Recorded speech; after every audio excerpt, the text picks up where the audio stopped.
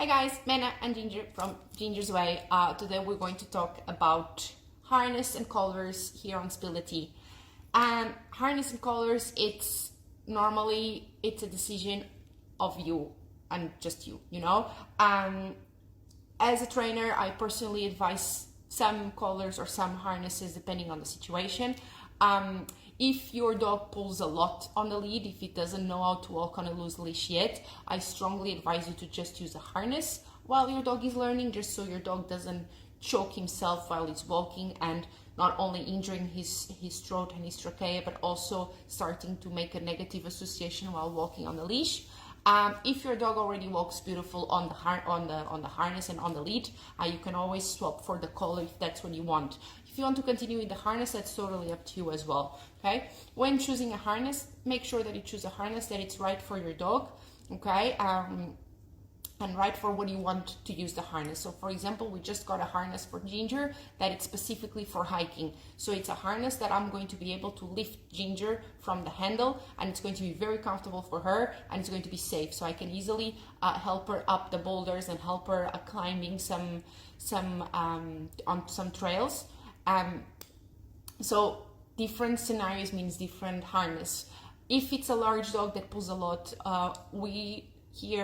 I always advise for people to get a front clip harness. What is a front clip harness? It's a harness that instead of you clipping on the back, you're going to clip on the chest of the dog. So when the dog pulls and lunges, it just helps controlling the dog a little better. And again, there is no pressure here on the neck, and it doesn't make any injuries on the neck.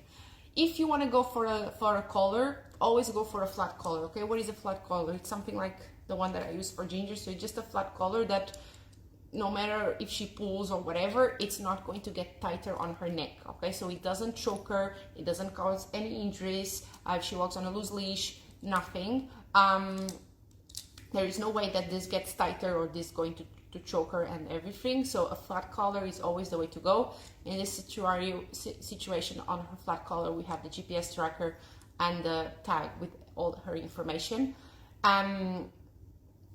For this, make sure that when you put it, your dog cannot escape from it. So a lot of times you put it really, really loose or really, really tight. So you should be able to find a between.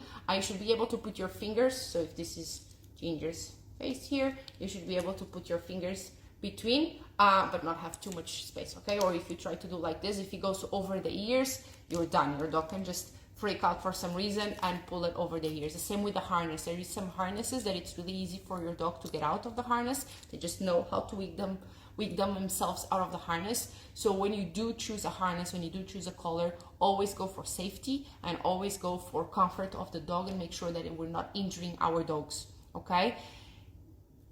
The things that some people say that harness helps the dog pull more or collars helps the dog pull more, if the dog is not trained, he's going to pull either on a collar or on a leash or on a harness. So make your research, figure out what is good for your dog. There is some breeds that are more advisable to have harnesses instead of collars, for example.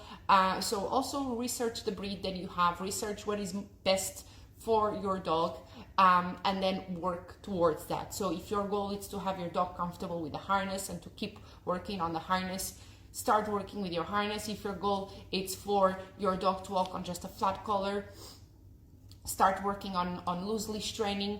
And then when your dog is up to walk on a loose leash, you can switch for the flat collar. Let us know if you have any questions. Let us know what do you use for your dogs. Bye.